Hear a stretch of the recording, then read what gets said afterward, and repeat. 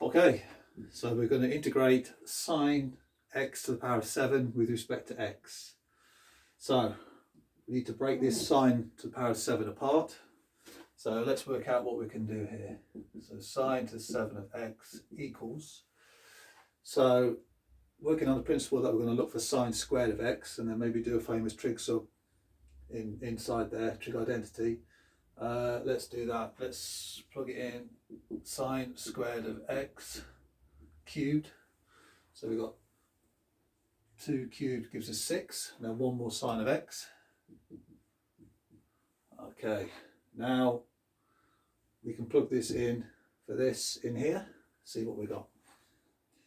So now we've got sine squared of x cubed sine of x dx.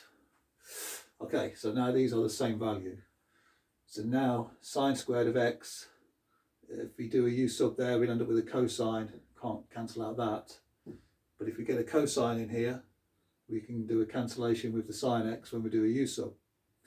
So famous trig identity for sine squared of x, cosine squared of x equals 1. Get sine squared of x on its own. It's 1 minus cosine squared of x. Okay, now we can plug this into here. So now we got 1 minus cosine squared of x cubed sine of x dx. Okay, now we're looking good, we're in a good position now. So we do a u sub for cosine of x.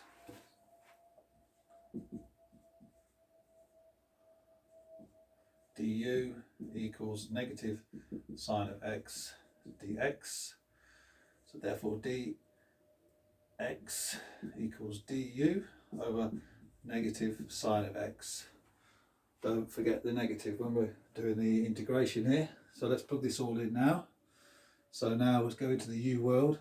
So we've got 1 minus u squared cubed plus cosine is the u. Sine of x we're just leaving there for now. And then dx, we've got du over negative sine x.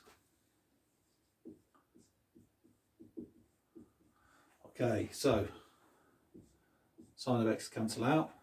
We've still got this negative. Remember to bring this out to the front.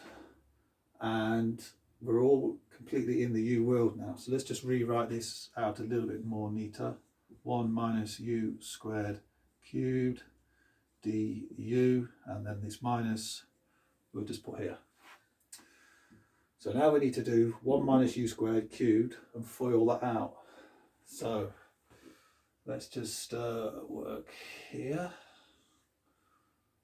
keeping away from this integral. So we've got 1 minus u squared cubed. So we use the binomial theorem. So the binomial theorem says a plus b cubed, okay, with a equals 1 and b equals negative u squared, says that we have a cubed plus 3a squared b plus 3ab squared plus b cubed. Okay, so they're all our correct coefficients, a 1, a 3, a 3 and a 1. So now working on this into here, using a is 1 and b is minus u squared, let's rewrite our integral.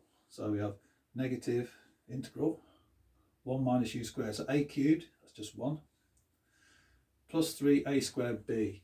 Right, 3a squared b, we've got 3 times 1 squared times negative u squared. So 3 times negative u squared is minus 3u squared. 3ab squared, so that will give us 3 times 1, and b is negative u squared, but square that gives us u to the 4.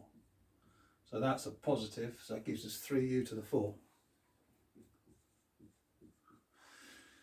And then finally b cubed, that's just this one, so minus u squared cubed, so that's going to give us negative u to the 6. Okay, and still du. So this is all the u's. Okay, right, let's go straight in to integrate this now, not forgetting our minus sign.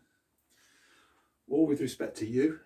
So this is all power rule. So 1 with respect to u is just u minus 3u squared. 2 plus 1 is 3, divided by 3. That just gives us minus u to the 3 plus u to the 4. So it gives us u to the 5. And then 3 divided by 5, the new power.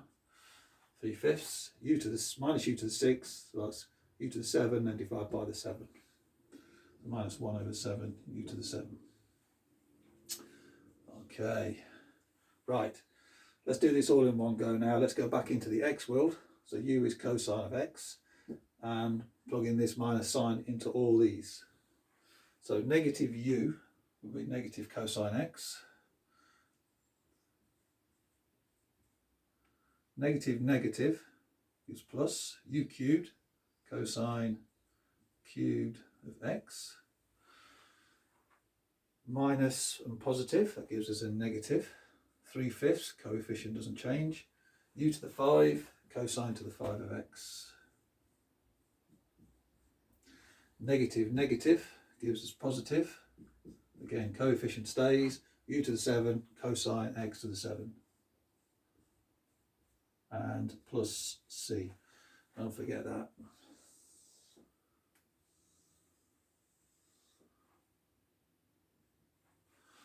Okay.